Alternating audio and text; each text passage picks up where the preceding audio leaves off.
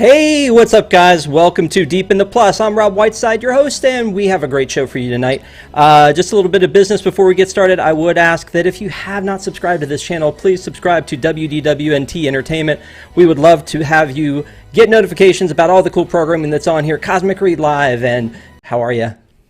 Good. How are you doing, Rob? I'm doing great. You know what? I love doing these shows with you because, like, you're so young, but you're sort of an old soul when it comes to movies and especially the Disney stuff. So I'm excited with the fact that we're going to be talking about this 1979 movie, The Muppet Movie. You chose it.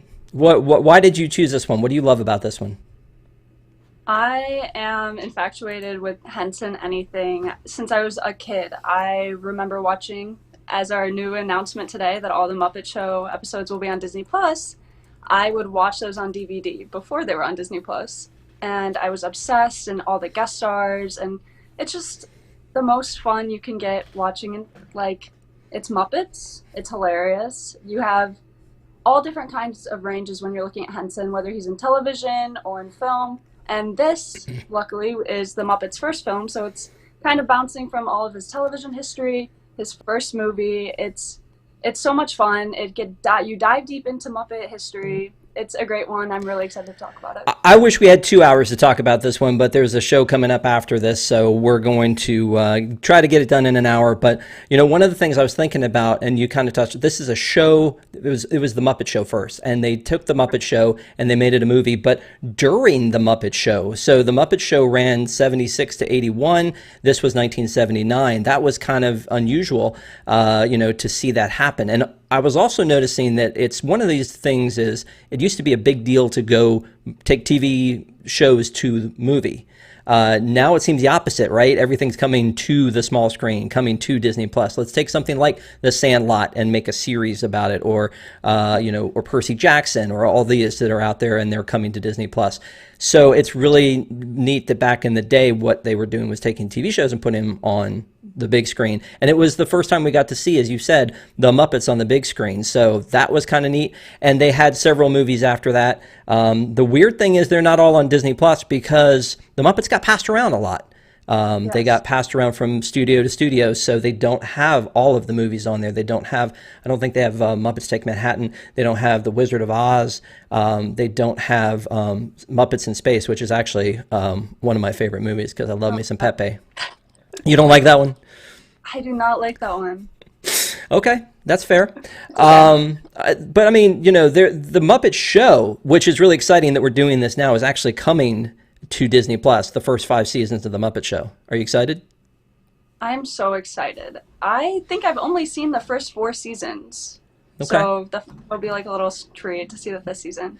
But yeah, Well, as you mentioned about television, I am really like this Muppet movie seems like one of the most special in the Henson vault when it comes to their films, because before this, all Henson had was television. He had been working on The Muppet Show. Prior to that, it was Sesame Street, which is educational television, and prior to that, it was Sam and Friends, which was 50s television that he was working on. So this film, I think, has such a special place in the Henson family of films that I'm very excited. I hope everyone else is. yeah, no, for sure. So this movie was came out, like I said, in 1979. It was about an hour 35. It was like $8 million to make, which is insane to think about, especially because they kind of stepped outside of their bubble with the things that they were doing with the Muppets. I mean, the Muppets were swinging from fans and riding bicycles and flying on balloons and all kinds of things that we weren't used to seeing the Muppets do that you couldn't have done on the small screen. They brought to the big screen. So there was that, but at its heart, it was the same show, right? It was the bad gags, the special guest stars, and the music. So it felt like an extension, but like on steroids of the original TV show. Yeah, I really think we feel that too, when just jumping into the film, the opening scene, when you're going into the studios and it's for the first time, Right. you're seeing the Muppets all sitting in the theater, because usually the Muppets are performing for you. So you have this scene and all the Muppets, everyone's moving and it's loud and it's quirky and animals ripping the chairs apart, and it feels like the Muppet Show. Like instantly you're like, oh, it's the Muppets. So I think that's one thing. They did a really good job transferring that energy from the TV series into the movie within the first 5 minutes. Yeah. I have to tell you, because I doubt you're watching the chat. The chat's a little distracted by my hat, because there's been a thing about the hat. The hat's coming to carouselofproducts.com, but everybody's like, the hat. It's the hat. I'm very excited about the hat, by the way. This was my passion project. So Thursday night, carouselofproducts.com. I'm very excited for you guys to have your own. Anyway, back to the movie. One of the things that I noticed, like you were talking about that intro, is it's 4 minutes before we get into actually the movie. You know, there are some plot devices where they go, hey, let's start in the future, and then go, hey, let me take you back to where the story starts. Like that happens a lot. And then this one is, hey, we made a movie and we're going to watch a movie about us. And then I started thinking, is this kind of like, this is kind of the original prequel at this point, right? Like, it's what happened before the Muppet movie. Is that a hot take that this would be a prequel? I don't know. I could just be making stuff up. In the Muppet catalog, somewhat, because we don't really know. The Muppet Show never explains how all of these creatures met. You have a little bit of, like, Kermit's from the swamp and Fozzie has his mom, but you never get the real story of how they all met each other. So them sitting in front of the screen getting ready to watch their own story, it's hilarious. I love the intro. I think it's really good. Yeah, so after the 4 minutes, you see this, like this, you know, they're starting to watch the movie, we're starting to watch the movie, and you see this, like, kind of this helicopter, like, shot over a swamp, and then you hear the banjo music, which in Deliverance is a bad thing. In the Muppet movie, this is very exciting because it is one of the most iconic songs, you know, the Rainbow Connection, and it's at the front. Like, that was another thing I was thinking about too. Usually the showstopper is like in the middle or at the end, right? This is the one. This is the takeaway that everybody has. If you don't know the Muppet movie and you've never watched the Muppet movie, you've got to know Rainbow Connection, right? Yes, everyone should know Rainbow Connection. Like, that's the thing about the music in this film is it's not just good for Muppet music, it's good for any music. Right. Like, I would listen to the Rainbow Connection just day to day. So all right, so I wasn't going to do this yet, but let's go into the music for a second, because Paul Williams wrote the music for this, and Paul Williams also wrote the music for the Muppet Christmas Carol. Yes. Both are awesome. And so, right? So this soundtrack actually won a Grammy, a Golden Globe, and like a couple of Oscars, and was on the Billboard charts. I didn't know that until I started looking it up. But I mean, obviously I know the music. This song, Rainbow Connection, is the one, but there's Moving Right Along. You know, that's kind of like the one that I think about when I think about the Muppet movie. In my head, is I think about Moving Right Along. I love Moving Right Along. This, going to go back there someday with Gonzo, is one of my favorites. But I think my favorite, just because, like, I love Jim Henson. He's one of my favorite creators of all time. I think he is such an inspirational mind. And I've been reading a lot. I got the bio book on him, went crazy for a few months and just learned everything I could. And watching the film and seeing Ralph and Kermit have the duet together, what is it? Hope That Something Better Comes Along. It's amazing to me because it's Jim having a duet with himself as he performs both of these characters. So that one, it's just so special to me. I love that song. I think it's my favorite in the movie. Yeah. But I mean, you know, Paul Williams is actually in the movie for a minute, because I think most people don't know who Paul Williams is, but he was a writer and he performed some of his own music, but he was the piano player in what was the name of the bar? The El Sleazo. El Sleazo, right, exactly. So he's in the bar and he's a piano player, and it's kind of cool to me that he's in the movie as part of this. So that was kind of neat. But the music is amazing, and definitely something that is, again, iconically Muppets, is that they have musical performances. I mean, the Muppet Show was a variety show, and you had comedy and you had guest stars and you had music. So the music was obviously very important, and I love that it was Paul Williams. One of the things that they talk about in the TV show Prop Culture, which is also on Disneyplus, which if you're a super fan, you've probably already seen too. They picked some great movies for that, but one of them was the Muppet movie, the original. There's this awkward tease where he's like, "I'm on the search for the banjo that that he played originally. And I'm still on the hunt. It was almost a little too cheesy. Like for most of it, it was very organic as he was doing it. But this one, it felt a little cheesy. But they actually had the banjo from that, and Paul Williams got to hold the banjo, and that was kind of neat. And just the detail that was involved with it for something that was held by Kermit was really neat to see. So let's get back into the movie itself. There are a ton of inside jokes. There are tons of guest stars that are on this one. After he sings Rainbow Connection, Dom DeLuise comes in. Is it Dom DeLuise, I believe, who comes in on the boat? Dom DeLuise. Yeah, and so, I know him from movies like Cannonball Run and just like a lot of cheeseball like comedies I've watched from the 70s and 80s. And he was a comedic actor. He comes in. He's the agent who's going to, see Kermit. He's discovered him. He does this thing. He's like, hey, here's my card. You should come out to Hollywood. And he's like, Hollywood, I think so. Like, that's what I should do. He gets on his, then he leaves. Kermit gets on his bike, which I went back and looked at footage of the bike because that's one of the things that as a kid, I'm like, how is he doing that? Like, right. I know, go ahead. Yeah, this film, I mean, it's the first time you see a Muppet riding a bike, which is crazy. And if you are a big fan of this movie, I'm sure you are if you're watching this, but if you go back and look at the footage of the puppeteers actually performing this, it's all robotic, and Jim basically has a separate Kermit that's mechanical, and it mimics exactly what the Muppet on the bike is doing. So I really love the bike scene. I think it's awesome. And yeah, Rob pulled it right up. But this was some test footage of it where they're having a little bit of problem trying to get it to stay on the ground because it is it's a marionette, and so they've got somebody above doing the controlling. So it's a little surreal to see it like this and everybody trying to pretend that there's not a floating Kermit on a bike. But stuff like this I just thought was pretty amazing to be able to be able to pull off in this movie. Yeah. Absolutely. So that's when he goes into El Sleazo and he meets Fozzie. Now, this is where my brain goes, this is Wizard of Oz. He's on a journey to the Emerald City, and along the way he picks up these people who are also looking for their own dreams or their heart or, their brain. I mean, it very much felt like that to me, that it was sort of it's a road comedy, but it's also that it feels very much like Wizard of Oz. And so he comes in, and this is really the first of the crew that he finds, and he finds Fozzie, and Fozzie's struggling, trying to do stand-up in El Sleazo. And he tries to help him out and get up on stage with him, and they do a little dance. And the dance, again, same thing, right? Like, it's them dancing on stage. We're used to seeing full Muppets. Most of the time in the Muppet Show, it's chest up or whatever, tiny little bits of the Muppets. Where this, you're seeing Fozzie and Kermit dance on the stage.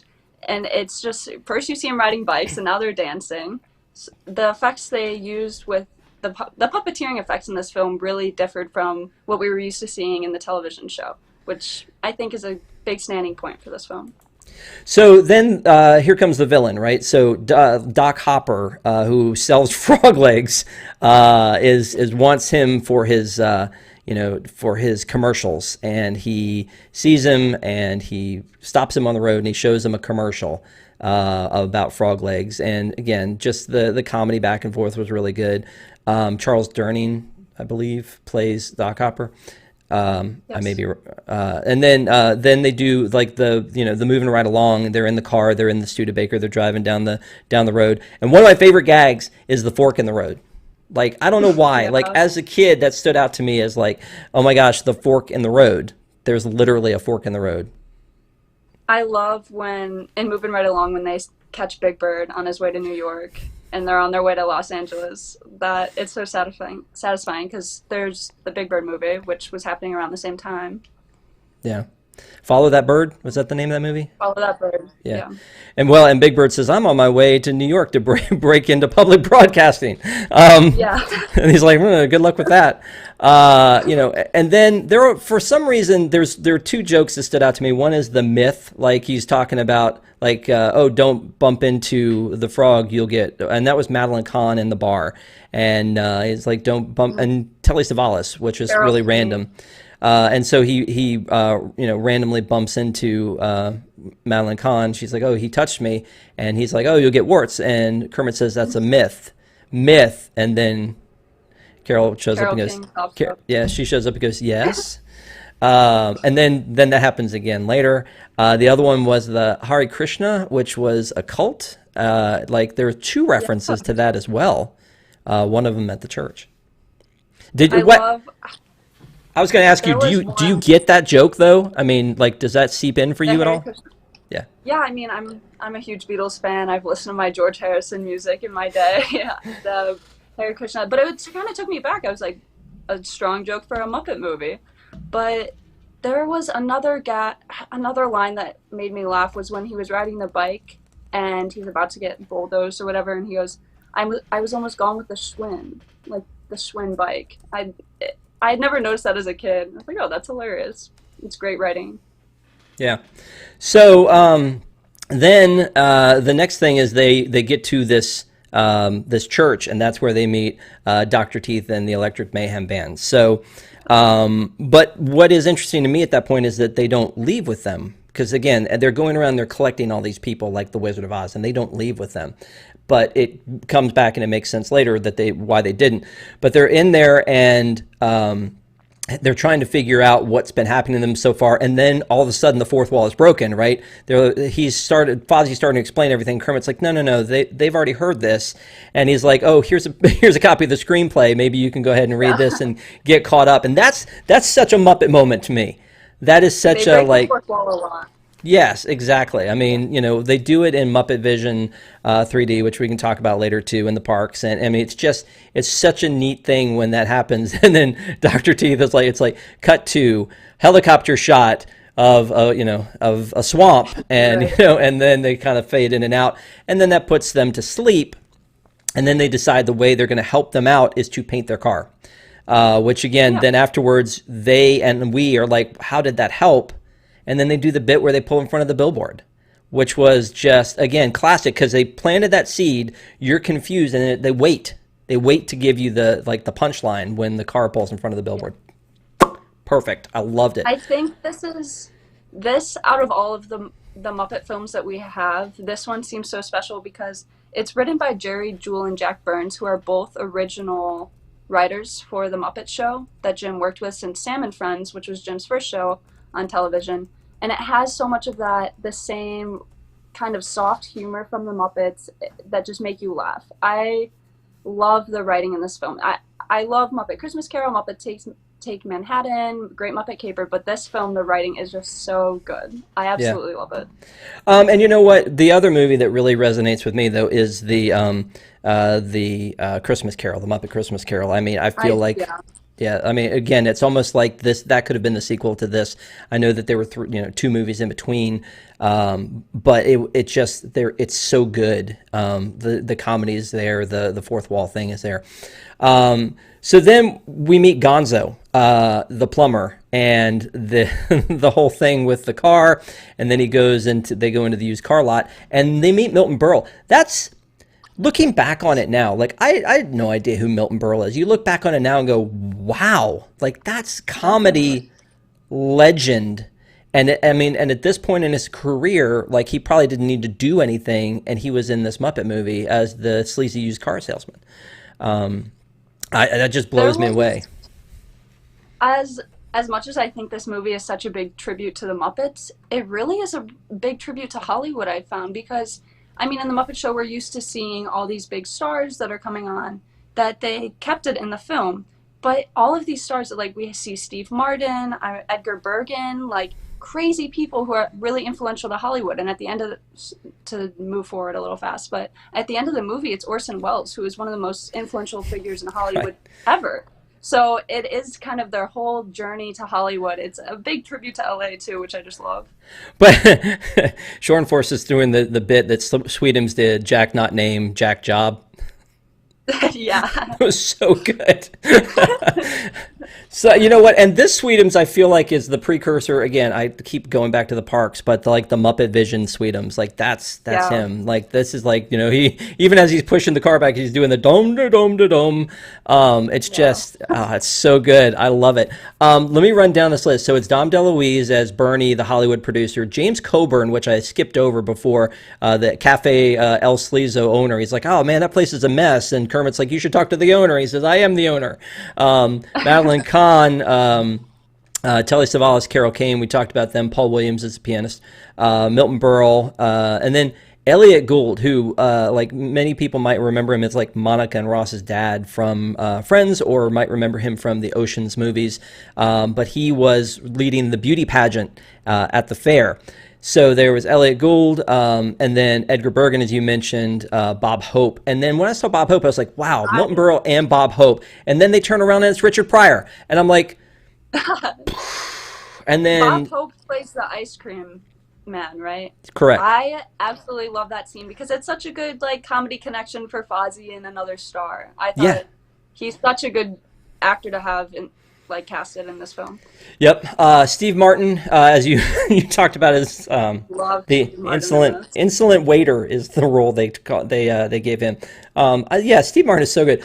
I'm glad there was a classic line from SNL that he used to do, and in his stand-up bits where he'd go, "Well, excuse me."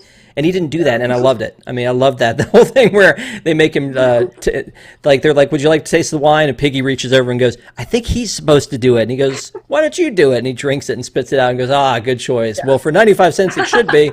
Oh, man, it's just like boom, boom, boom. I just love all of that. And again, over my head as a kid, I'm just like, oh, it's a puppet on the screen. I love this. And now here, I'm just the stars and the little humor and just, I don't know. It's kind of amazing. Then here comes Mel Brooks.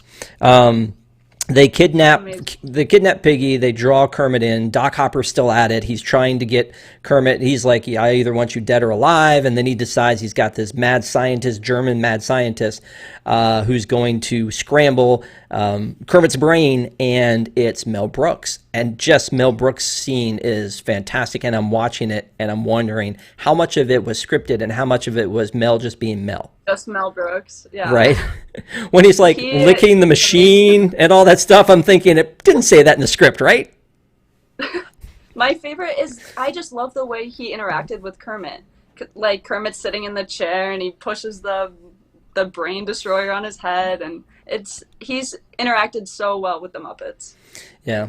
So Cloris Leachman is in here as the secretary for Lou Lord, and she is doing this thing around the office where she's like kicking her leg up, and I mean it was very subtle but very funny. And then at the end, like you said, Orson Welles. And again, as a kid, no idea who this is. Legend. I mean, like Citizen Kane director, huge.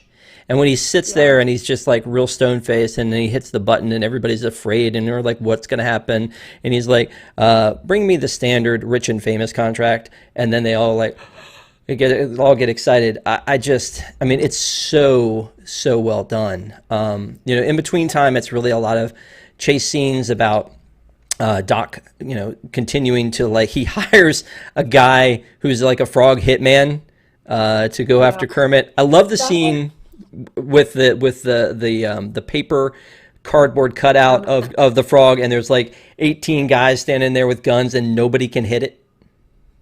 Yeah. I'm sorry, you gonna say?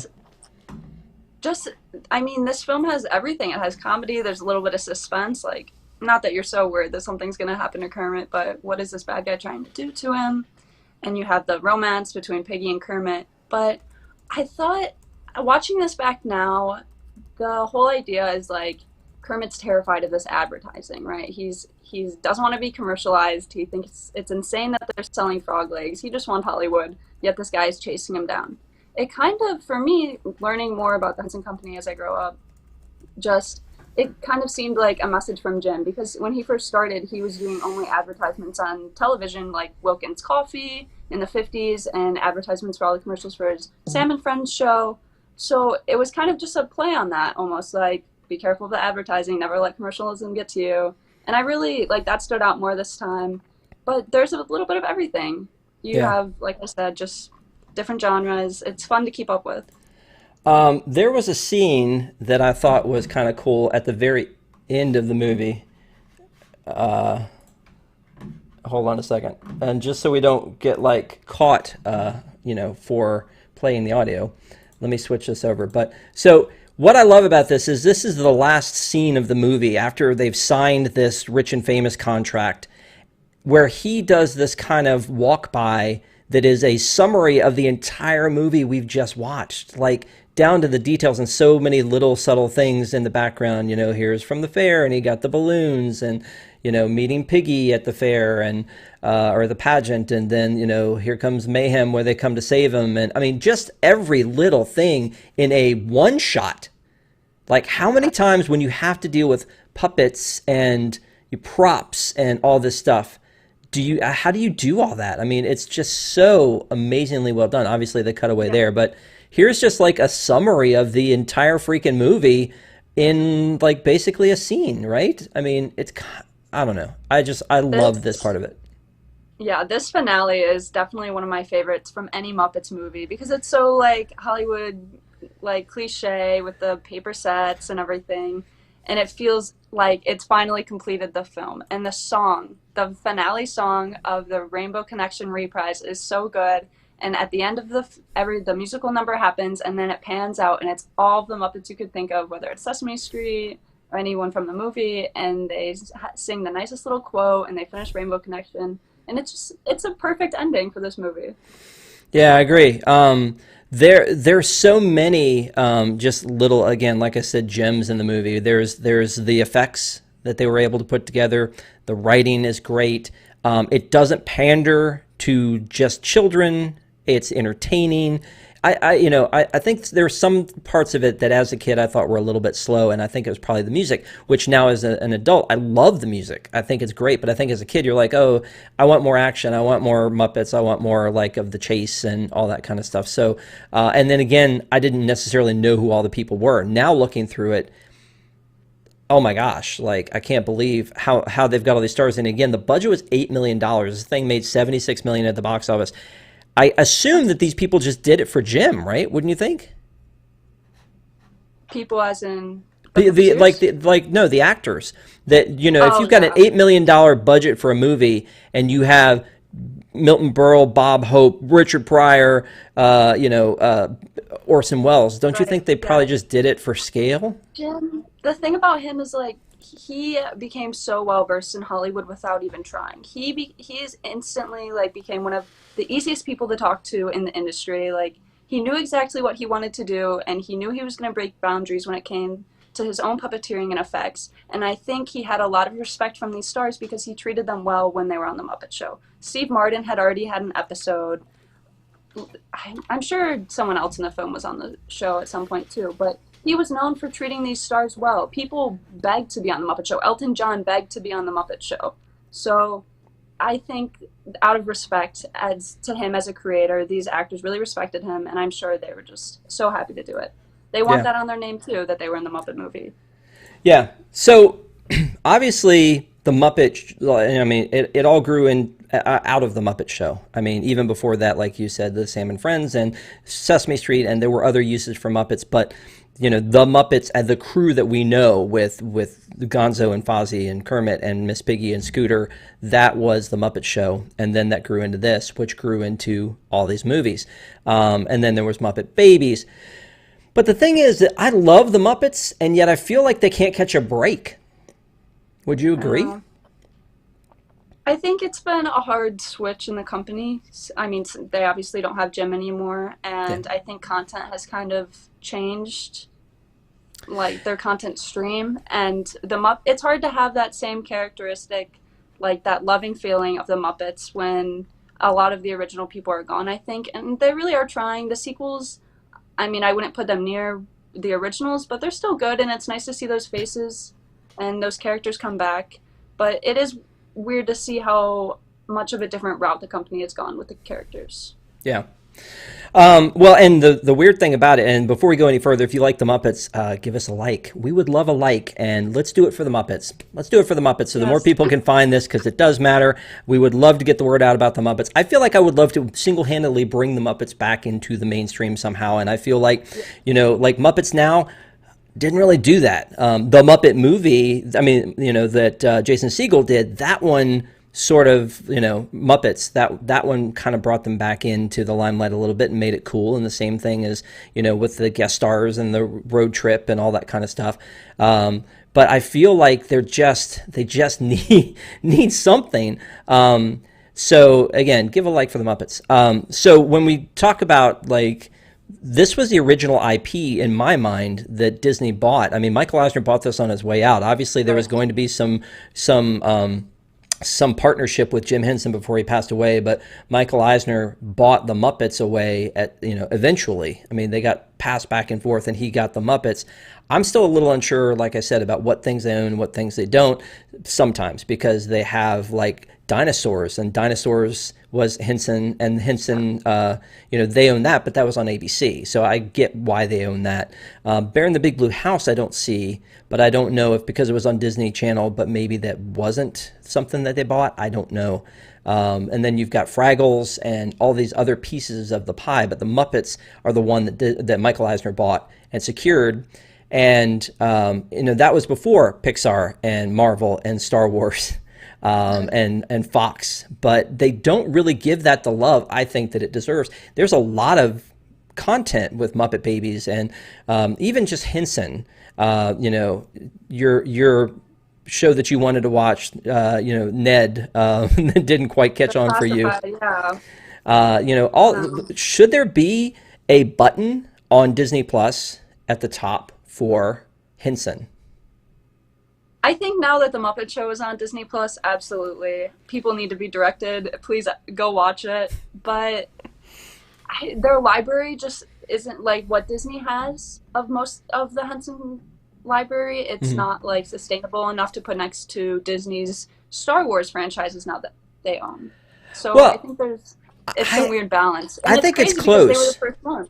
Star Wars is a Really? good point, though. I think it's close to Star Wars as far as full-length movies and one-offs and things like that. I think it's close. But yeah, you're right. It probably isn't quite there. I think if Disney had, Jim had, there's Muppet Valentine's Day special, you have the Muppet Family Christmas special, the Fraggles are in it. There is so much Henson content that we just don't have. And I think if Disney somehow could compile it and buy the get all of it. This collection is scattered everywhere, and it would be so nice to have it all in one place. Yes, dear Disney, please bring Henson's babies home. Please bring them all to one place that they can all be. Muppets Now, I was looking through Disney Plus earlier. So you got Muppets Now, Muppet Moments, which was like interstitials, like commercials. The Muppets, which was that TV show that ran on ABC that it was like The Office. Muppet Babies. I tried watching that. It was very bad. You know what? I watched it, and then when I rewatched it, I actually liked it a little better. I think they changed showrunners in the middle, and there was an episode where Key and Peele were on briefly as writers or something on the show as characters that were writers. I feel like at that point they had already changed showrunners and tried to give it another try. I think they put it on Friday nights. I don't know. I don't know what kind of a chance they gave it, but Dinosaurs is coming. And that's going to be exciting. I think you and I definitely need to do a Deep in the Plus on dinosaurs. I absolutely will be Dinosaur. Earth to Ned is out there. The Muppet Show will now be on there. And then again, like we talked about, there are a good amount of movies, but there's not Muppets from Space or Muppets Take Manhattan. Kermit the Swamp Years was another one that entered my mind. The Letters to Santa. Another one I would love, and especially because there's a Henson-Disney merger, is the Muppets Go to Walt Disney World. I mean, it's on YouTube, but imagine if we had it in nice quality on Disney Plus, and you get parks and Muppets. I would love to see that. But honestly, I was thinking about it. There are a lot of connections. I mean, Frank Oz is one of the founding fathers of Henson, and he worked so much in all of these films. He went on to direct many Muppet movies. I think the last thing he worked on was Muppets Treasure Island, but Muppet Christmas Carol was Frank Oz's baby. But he's connected. He also did Yoda for Star Wars and does the voice for Yoda and all the puppets that you see in the original Star Wars trilogy. So it's crazy to me that we're still missing so much of it when there's such a big connection inside the company. You talk about, and somebody brought up Dark Crystal in the chat as well, which is Labyrinth, Dark Crystal, yeah. yeah. So one of the things, yeah, and Labyrinth also is brought up in there too. So Emmett one of the Otter, yeah. Emmett Otter's Jug Band Christmas, fantastic. Yes.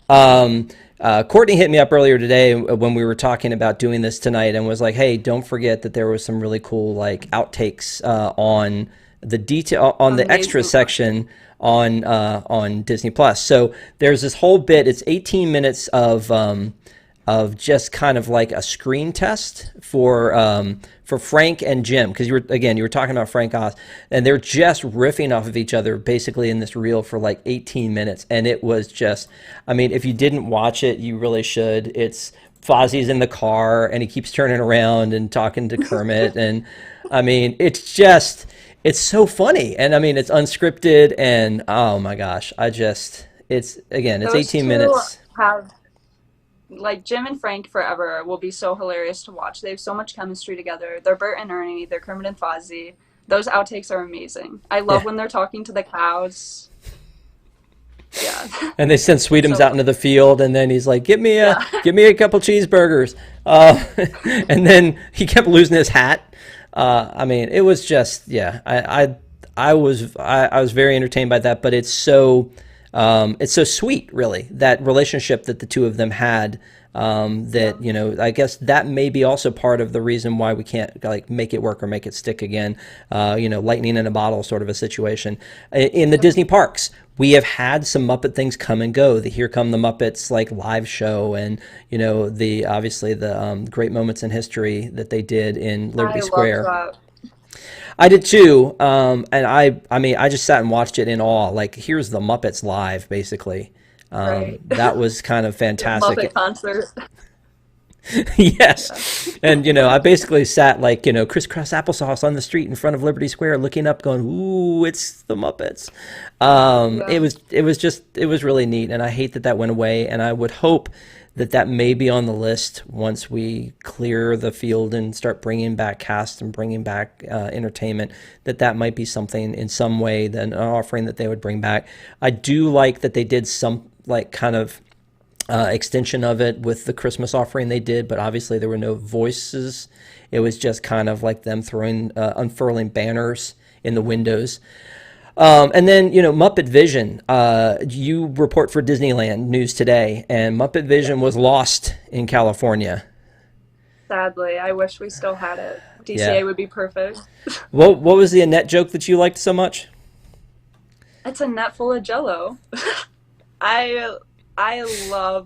It's my favorite thing at studios still to this day. Muppet Vision 3D, it's the last thing Jim actually worked on before he passed away. Right. So it's so special, and it has such a strong Muppet heart to it. The jokes are hilarious. Even the pre-show. Like, I will watch the pre-show on YouTube sometimes just because it's so good. So Cosmic Reed last night was doing best pre-shows in each park, and this one was brought up for Hollywood Studios, is that the Muppet Pre-Show. I loved this pre-show. I could quote this pre-show like all day long. Hey, welcome to my park. How are you? And like that whole bit with Mickey Mouse. And Rizzo. I really love every bit of detail that's put into that queue, into the mat underneath the key underneath the mat in the front. When you get in there and you see that pre-show with the 3 screens and you using that technology of walking across the 3 screens. On Max, the agency sent me. Then you're in the Muppet Theater. Yeah. You're in the theater. You have the Muppet band come up. It's that show. I hope it never leaves. Well, and the cool thing about it that I was thinking of when I watched this movie was that 30 minutes before the movie's over, something happens with the projector, and the Swedish Chef is running the projector just like he is in Muppet Vision 3D. And I thought, obviously Jim in his mind had said, well, that's just what the Swedish Chef does when we all get together, is he's the guy that mans the, the video or the movie projector. And it's just I always like look back and see and wait for the cannon to come out and the hoopa de hoopa defender going to floon de floondy. Like, I mean, oh my gosh, I'm just so into that. I mean, and it's one of those things, kind of like people who walk through the Haunted Mansion and you're in the pre-show when they were doing the pre-show and you hear them quoting it and you're just like, can you not? I that was me with Muppets, is just like quoting it all, but like under my breath so other people couldn't hear it, but I could still be cool to myself and know that I was saying it. I mean, right. That kind of stuff. Waiting for the arrows to pop out of the walls. I mean, all of it was amazing. So bummed though, because I was just in Orlando and I went and did it, and the Muppet Studio store in that little area is the best, and it's closed right now, and I'm pretty sure they have one of the backdrops from the original backdrop from the Muppet movie finale, when they're like walking past El Sleazo and the rainbow. I'm pretty sure they have one of them up in the store, because I used to have, I don't know if you guys remember the My Pale Mickeys when I was a kid, and you would walk around and it would tell you facts, and I remember going in there and it would be like, the set from the original Muppet movie, and I still always go and look at it. Oh yeah, no. I think it was a post show for Park Center. I brought out my pal Mickey and was just like, "Hey, here he is." I wish they had kept that around. I don't know, these new things that they have in the park where I don't even know the Japanese name for them, but that you can buy and pose and put clothes on them. It's like, I saw those. Pal Mickey. He used to have a whole wardrobe. I mean, before Duffy, there was Pal Mickey, and he had all these clothes. So, and it was just so neat. And I wish they still had it, but I have one.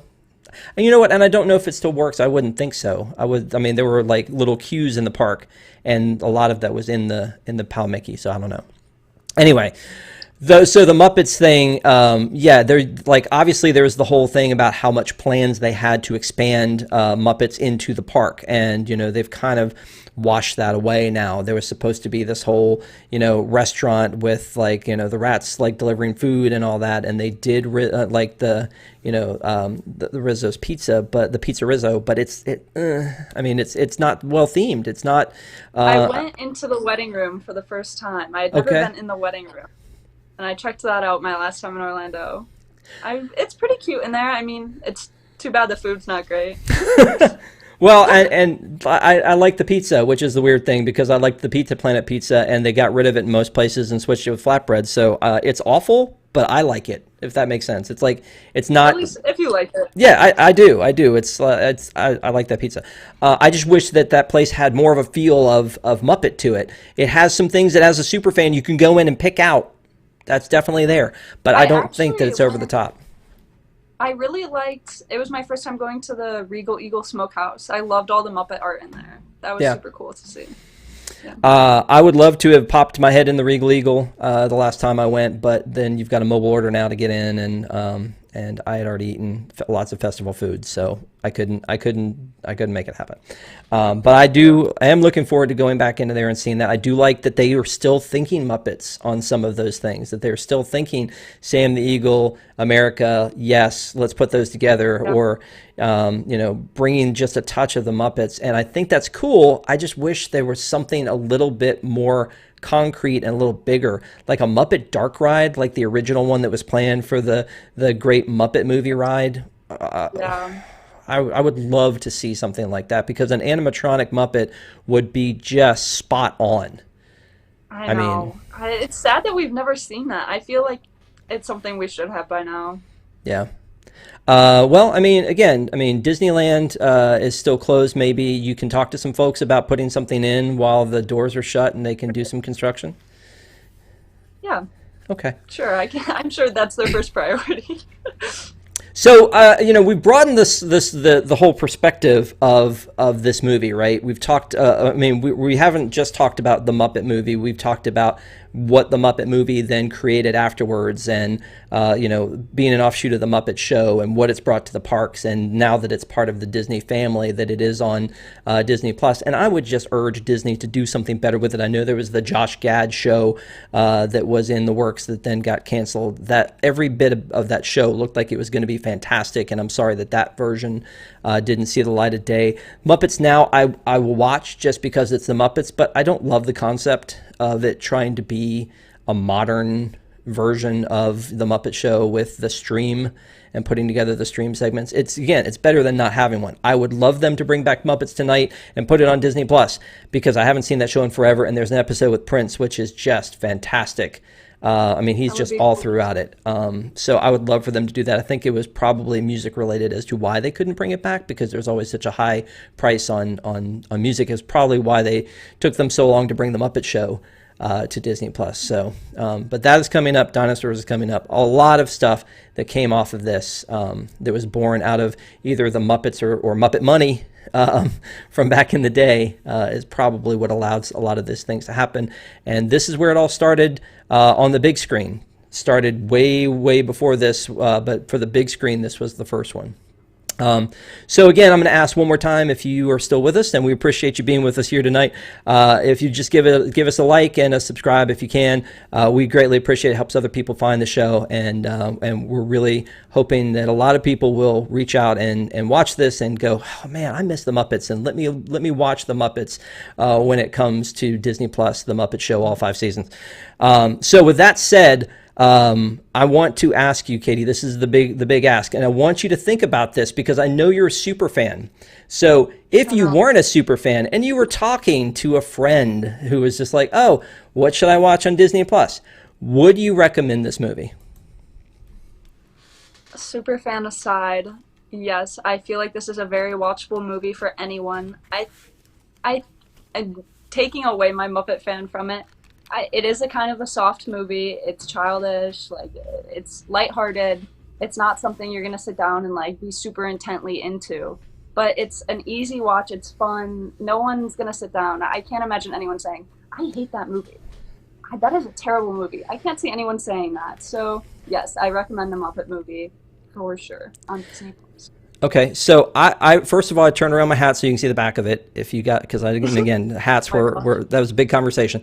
But I do want to say that for me, as I was watching it, I feel like it was a movie that, and I've said this before, that if you're a Disney fan, you need to watch this movie if you haven't watched it. Like, you may think you've watched it, but if you go back and watch it again, there's probably a ton of stuff that you don't remember about it. So I would say that you should go back and watch this again. If you're not a Disney fan, I do think it's kind of like an important movie in general, because it was, like I said, this big deal with all these different actors that were in it. It was the first time the Muppets were on the big screen. Muppets are so much a part of our culture that I feel like people should see this movie. So at the same time, I think you'd enjoy it. Like, I enjoy it more as an adult, I think, than I did as a kid. And I think a lot of that had to do with the fact that it felt slow in some portions with the music. Now I see that, and I just appreciate the heck out of it.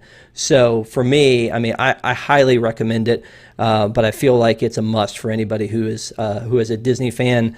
Especially, I think it helps to appreciate the Muppets that we still have, the Muppet pieces that we still have left in the parks. So agree, disagree. We'd love to get your comments below. If you've been chatting with us along tonight, thank you so much for doing that. It means a lot to us to have you here with us and to be able to look and great hat, Rob. Thanks a lot. But to be able to watch this with you guys and to talk about it with you means a lot. So thank you guys for joining us. We hope you'll join us every Tuesday night at 9 p.m. Eastern, and we will review another one. Not sure what we're going to review next week, so if you have suggestions, hit me up. If you are a WIGS member, you can hit me up in the WIGS Cord. And thank you for being a WIGS. We love you. If you want to be a member of our WIGS program, go to patreon.com/WDWNT. But you can also comment or also hit me up at robw@WDWNT.com. We would love to get suggestions. We want to review the movies that you guys like and go deep into those movies and kind of like share those moments with you, especially a lot of these that are classics and some of them that are overlooked. That's what we're doing here. So thank you guys so much. Don't forget, in 10 minutes, we've got Tom and Josh, Tom versus Josh, coming up on the main channel. You guys got the good pre-show. Yeah, exactly. You might as well call it a night, right? This was it. This was the show right here. So, Katy, thank you so much for joining us from the West Coast, and please go find a way to get Disneyland opened up. We need to get back in there. I'm trying. Okay. Thanks, Rob. Thanks, everyone. All right, guys. Thanks a lot. Have a great night.